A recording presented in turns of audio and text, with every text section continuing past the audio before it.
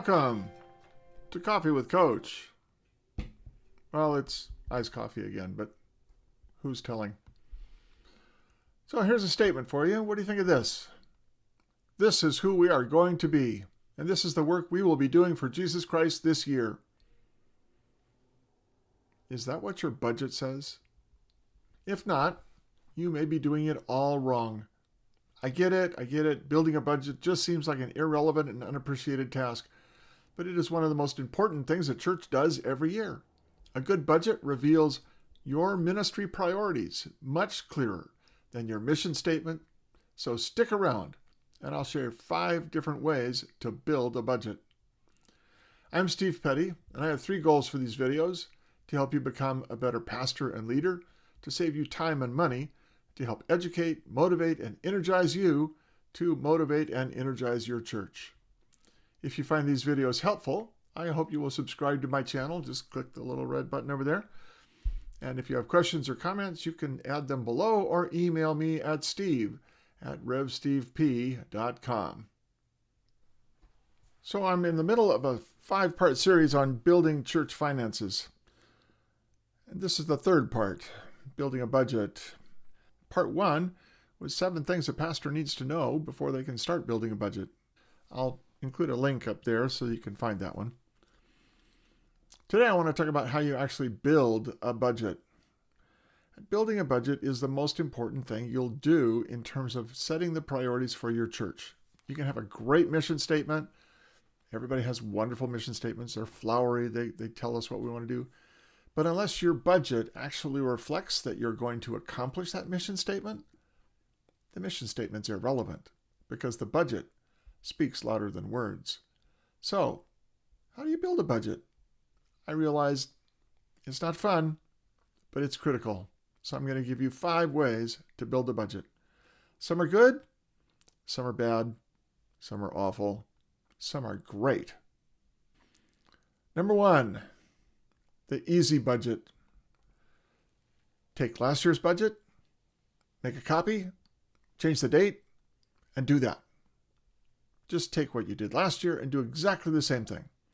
Now, it may seem like no one would do that, but I have to tell you, as a church consultant, I have gone into churches and asked for a budget, and they hand me a piece of paper, and I go like, but this says it's last year's budget. And they say, well, but that's the same budget we've had for 5 years. Didn't you change the dates? Well, yeah, we changed the dates up until last year, but then this year we didn't even bother to change the date. It's the same budget. Does it reflect any changes in inflation? Does it reflect any changes in utilities? Did you give the pastor a raise? No, everything's about the same. So we just did the same thing. Well, that's easy. All it takes is a meeting where you sit down and say, let's adopt last year's budget. All in favor? Aye. What'd that take? 5 seconds? Easy peasy. It's also terrible. It doesn't reflect anything. It doesn't reflect any thought. So you can do it that way. That's number 1. Number 2, you budget only based on your pledged income. Cut everything to fit the pledged income. Well, I actually know churches that do that. They send out their pledge cards. They get the pledge cards back. They say, well, that's the income we can count on. We can't count on anything else, so we'll do that. And they adopt a budget based on what they can count on. It doesn't include things like non-pledged giving. It doesn't include any new people that might give. It doesn't include plate offering. It's just pledged income. Now you can do that, and that's very conservative, and then you cut everything in your ministry budget so that it will adequately reflect and balance out with what you've got pledged. It means that you will probably end up with a surplus of money, which finance committees really, really like. But it doesn't reflect any ministry or mission that's growing and increasing within the church. It just reflects that your finance committee controls the church. So you can do it that way. It's better than not changing every year, but it's really not good. 3rd way, what I call the faith, hope, dream budget. And that's where the ministry side sits down and says, this is how much money we want next year. And the finance committee looks at it and says, well, okay, I guess we have to raise this much money. and they look at the pledged income, they look at the paid income, they look at all the areas of income, and then they add a line item that says, faithful new giving. And that makes up the slop in the budget. Well, that's great. It means that your ministry areas get fully funded everything that they want to do for a couple months. But then usually about 3 or 4 months into the budget, the finance committee looks at it and says, well, we're not getting that kind of income. We're going to have to cut each budget area 20, 30%. And so the ministry areas get cut. And then they go, well, now we can't do what we dreamed of doing and we've been planning on doing. So this isn't helpful. And then they get discouraged. Last thing you want is for your ministry teams to be discouraged. So it works. It's better than just pledged income. It is a little bit faithful, but it's not the best way. The fourth way, I call it a moderate update from last year.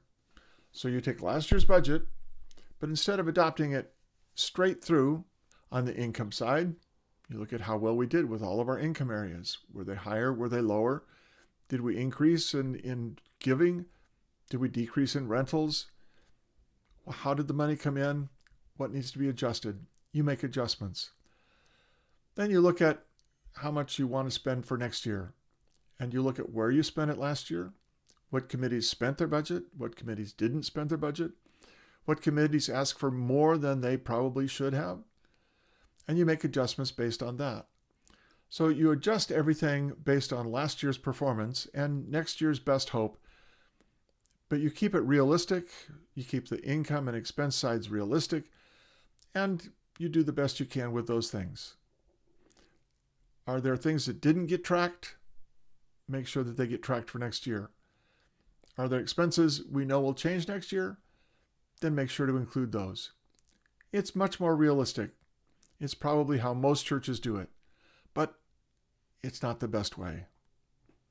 Number 5, what I think is the best way. I call it the long, hard budget because it really takes a long time to make it work. And here's how it works. First of all, you do a realistic estimate of income. You sit down and you say, this is what we got pledged, and this is what we got from members, this is what we got from non-members, this is what we got in other sources of income. These are the regular givers that refuse to pledge every year, but they give like clockwork. This is the plate offering that we get. This is what we got at Christmas and Easter and Thanksgiving, the festival offerings. This is the number of weddings and funerals we did. This is how much building rental we got. This is how much interest and dividends we got. You go through each one and you come up with the best estimate you can of your income for the next year. But that only informs one area. Secondly, you look at your expenses. And this is more of a collaborative mission process. This takes a whole year to do. It begins by the fact that every month, the Finance Committee gives every committee in the church their line items with all of their monthly expenses. So this means that within the first 10 days of the end of the month, each committee gets a printed report with all of their expense items. They see where they're spending money and where they're not spending money. Hopefully they're tracking that. They know that this project that they've got on this line item is going to take place in March. This one's going to take place in October. So they know that they're going to be able to see all of the money get spent by the end of the year. But they have the freedom to track it, and they have the knowledge about how to track it. So they get that every month. Then in August, you come back and you say, well, we're going to request new line items for the next year. That's assuming you're in a calendar year. If you're in a fiscal year, make adjustments. So you say, what is your mission? Give us the new line items for the new year. Include how that relates to your mission. So for each line item you send us, you're going to include the mission that it's going to accomplish, what the goal is for the money. Include the criteria you will use for evaluating that. And then you build a budget. And you look at everything that they're asking for, and you try as mightily as you can to fund everything they're asking for. So that means you might go back to the income side and say, well, we need an extra $10,000. Where can we get that? Maybe you go back to your biggest givers and ask them to give a little bit more until you get the $10,000. Maybe you decide, well, we're going to have to do a big fundraiser in August to try to make money. Maybe you decide that you're going to do something else. but you try to raise that $10,000 to make the whole thing work. Whatever it takes. Make every effort to increase the income side so that it balances the ministry side. If you have to cut a little bit to get a balanced budget. But do it carefully. Do it with a sense that this is our mission statement. This is our budget. Getting into the new year, you're going to do the same thing again. Every month, you're going to give every committee a complete printout of how they spent their money. But in the second year, you come back in July and you say, we'd like you to do an evaluation of how well you're doing with those line items. Remember, we ask you for goals and evaluative criteria. Well, using those criteria, how well are you doing? This keeps each committee on task, and it gives the finance committee a chance to evaluate critically and objectively how well each committee is doing with their money. If they didn't spend the money, you have a chance to say why. What changed? What did you spend the money on instead? Did they eliminate a line item or a program and do something different instead? That's fine. It's their money. And you come back in August and you say, it's time to send us your new line items. Based on the evaluation you just did, what are the things you want to do next year? What are the new things you want us to fund next year? And sometimes if they've got big new things, you have to say, okay, but you're going to have to fund this with a fundraiser. Or we'll fund part of it. If you can fund part of it with a fundraiser, how can we find the funds to do what we really, really want to do? This is the task of the Finance Committee, is really to find funds, not to just allocate the spending. Find the money and make sure that each committee is using the money well to accomplish the ministry and mission you want to do. That's why your budget is the best reflection of your ministry and mission statements. Not that statement, with all of its flowery good. Your budget tells you this is what we actually hope to accomplish, and this is what we actually did accomplish. So there you have it. 5 ways to do a budget. Some are good, some are not so good. I encourage you to work toward the hard, long budget. It's the best way to do it. If you do it, it'll increase the involvement in the budgetary process from every aspect of the church. It will actually increase your giving because everybody will see the wisdom behind your giving.